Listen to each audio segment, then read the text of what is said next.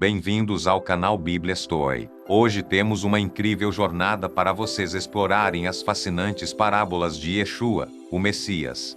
Se você deseja mergulhar nas profundezas das Escrituras e descobrir as lições atemporais contidas nos Evangelhos, deixe seu like e se inscreva no canal, para não perder nenhuma de nossas emocionantes aventuras bíblicas. Vamos para a terceira lição das parábolas de Yeshua. Os Evangelhos têm muitos ensinamentos e declarações de Yeshua, e grande parte de seu ensinamento são parábolas. Parábolas são a forma como Yeshua ensinava, e é claro, durante o período do Segundo Templo, Yeshua não foi único a ensinar por meio de parábolas. Outros rabinos judeus tradicionais, registrados no Talmud e também em outras literaturas midráshicas, também ensinavam usando parábolas. Isso porque as parábolas permitiam que eles expressassem coisas que não poderiam ser ditas de forma mais suave, a não ser por meio das parábolas. As parábolas tinham pontos sagazes, políticos e contundentes, e, às vezes, podiam parecer absurdas. No entanto, a partir desse absurdo e dos pontos contundentes nas parábolas, podemos aprender muito que não poderia ser dito de outra forma, a não ser contando a história.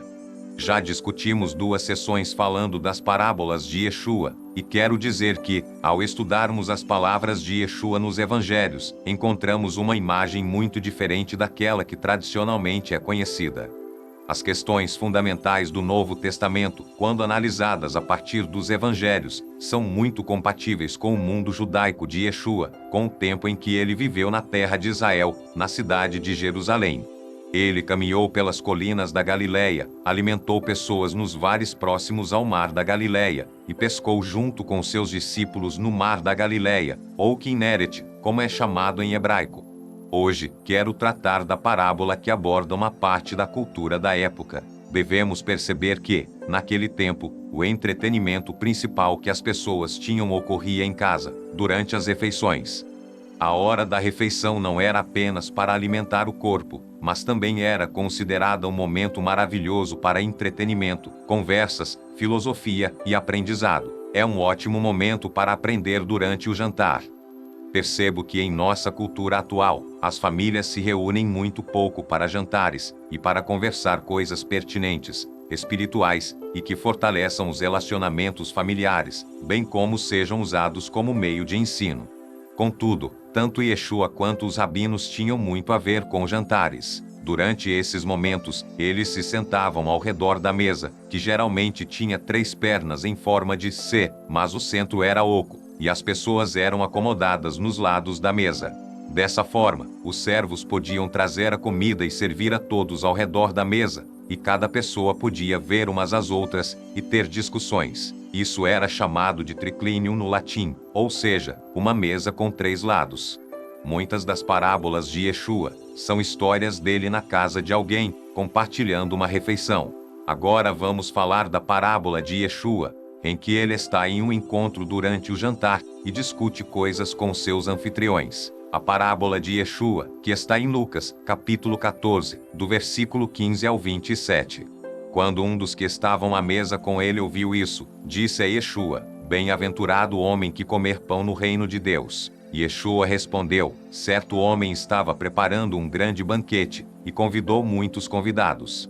Na hora do jantar, enviou seu servo para dizer aos que haviam sido convidados: "Vinde, pois tudo já está pronto." Mas todos eles, um a um, começaram a dar desculpas. O primeiro disse: "Acabei de comprar um campo, e preciso cuidar dele. Peço que me desculpes."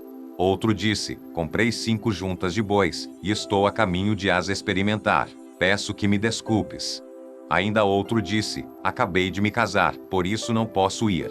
O servo voltou e relatou tudo isso ao seu senhor. Então, o dono da casa ficou irritado, e ordenou ao seu servo: "Saia rapidamente pelas ruas e becos da cidade, e traga os pobres, os aleijados, os cegos e os mancos." Disse o servo: "O que o Senhor ordenou foi feito, e ainda há lugar."